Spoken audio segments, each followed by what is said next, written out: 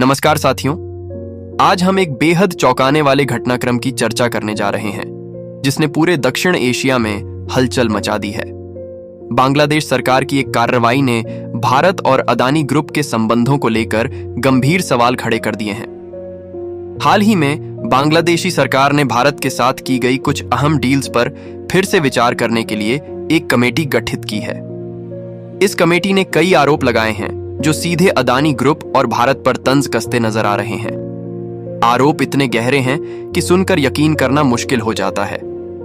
बांग्लादेश की यह कमेटी कहती है कि जिस तरह अदानी को बिजली के सप्लाई का कॉन्ट्रैक्ट मिला, उसमें कोई प्रतिस्पर्धी बोली नहीं हुई, यानी बिना टेंडर के ही उन्हें यह डील दे दी गई।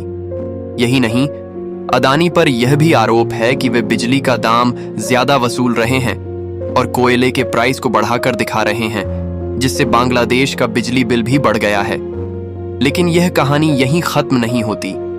उन्होंने धमकी दी है कि अगर अदानी इस एग्रीमेंट को नहीं तोड़ता है तो वे खुद इस डील को खत्म कर देंगे। यहां एक गंभीर सवाल उठता है, क्या हो सकता है इसके पीछे का कारण? क्या यह राजनीतिक चाल है या सच में बांग्लादेश को भारी वित्तीय दबाव में लाने का प्रयास? 2 दिन पहले ही अदानी ग्रुप ने साफ कह दिया था कि अगर उन्हें 7 नवंबर तक बकाया रकम नहीं मिली तो वे बिजली सप्लाई रोक देंगे। और अब बांग्लादेश का यह अल्टीमेटम कि अगर अदानी पीछे नहीं हटता तो वे खुद इस डील को तोड़ देंगे, इस स्थिति को और जटिल बना देता है।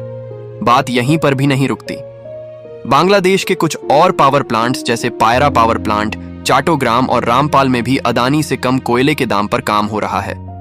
अदानी के 96 अमेरिकी डॉलर प्रति टन के मुकाबले यह प्लांट्स 75 से 80 अमेरिकी डॉलर में ही काम कर रहे हैं। सवाल यह है कि क्या अदानी ने जानबूझकर बांग्लादेश के ऊपर दबाव बढ़ाया ताकि उसे यह महंगी डील आसानी से मिल सके?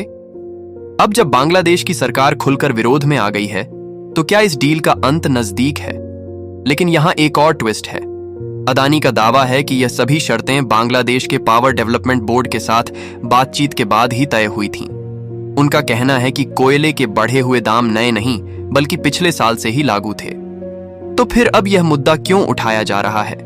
क्या बांग्लादेश की राजनीतिक स्थितियां इसे हवा दे रही हैं या अदानी ग्रुप पर आ रही चुनौतियां वाकई में गंभीर हैं?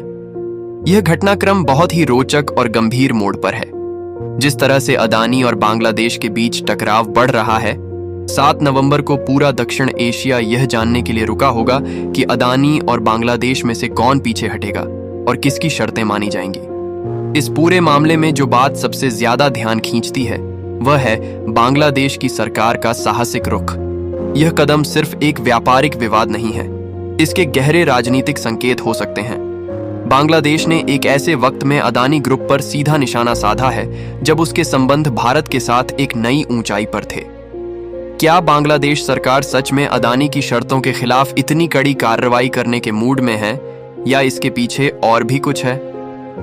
एक बात जो नजर आती है वह है बांग्लादेश में बढ़ते वित्तीय दबाव की असलियत। यह भी मुमकिन है कि बांग्लादेश खुद को आर्थिक दबाव से बचाने के लिए इस कदम को मजबूरी में उठा रहा हो। इसके अलावा इस मामले का असर दोनों देशों के रिश्तों पर भी पड़ सकता है। अगर बांग्लादेश इस डील को तोड़ता है तो इसका संदेश केवल अदानी तक नहीं बल्कि भारत सरकार तक भी जाएगा। अब सोचने वाली बात यह है कि बांग्लादेश की इस कार्रवाई का असली असर क्या होगा। क्या अदानी इसे सिर्फ एक व्यापारिक मामला मानकर इससे बाहर निकलने की कोशिश करेगा या फिर भारत सरकार भी इसमें हस्तक्षेप करेगी?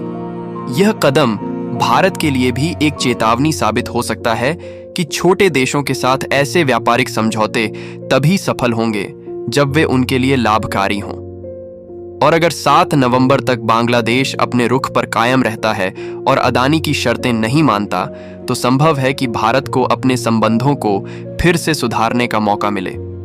अदानी का भविष्य इस पूरे मामले में उलझा हुआ नजर आ रहा है और यह भी हो सकता है कि बांग्लादेश के इस रुख के बाद दूसरे देशों में भी अदानी जैसे बड़े कारोबारी समूहों को लेकर सवाल उठने लगे। इस विवाद के बाद दोनों देशों में जो बातचीत होगी उसमें भरोसे का मसला सबसे अहम होगा।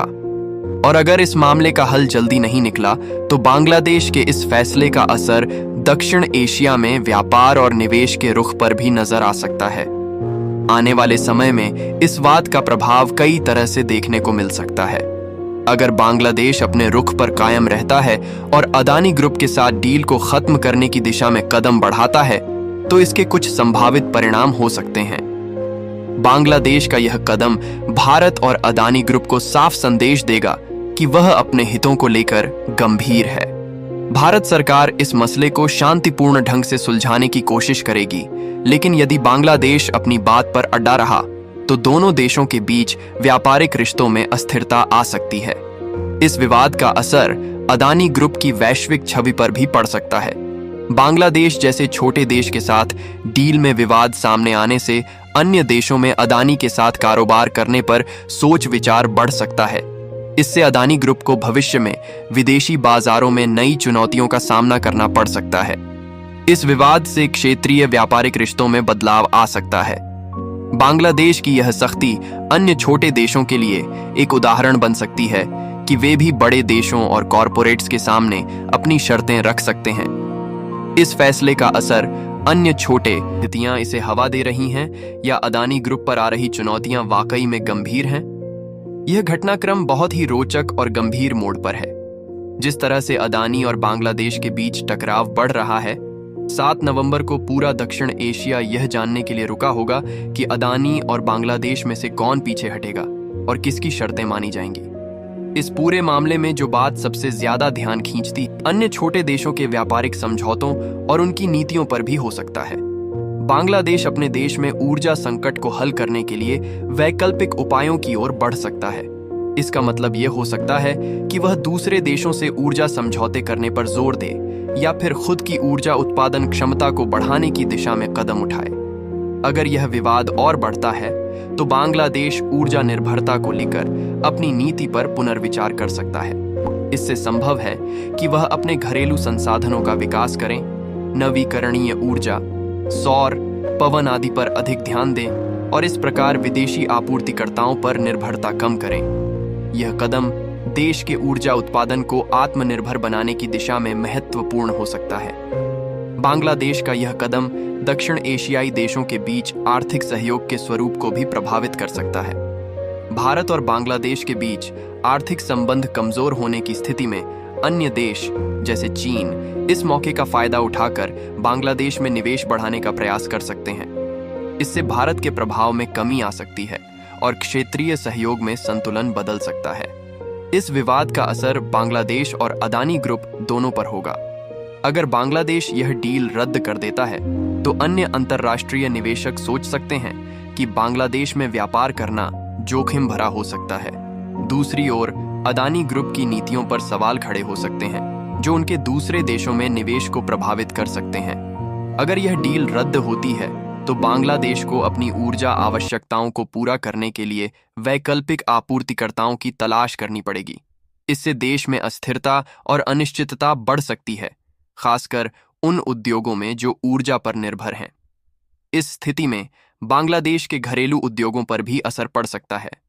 भारत में अदानी ग्रुप से जुड़े विवादों को लेकर पहले से ही कई तरह की चर्चाएं हो रही हैं। अगर बांग्लादेश के साथ यह डील रद्द होती है तो भारतीय राजनीति में भी अदानी के प्रभाव को लेकर नए सवाल उठ सकते हैं। इससे भारतीय जनता के बीच अदानी ग्रुप की छवि प्रभावित हो सकती है, जिसका असर कंपनी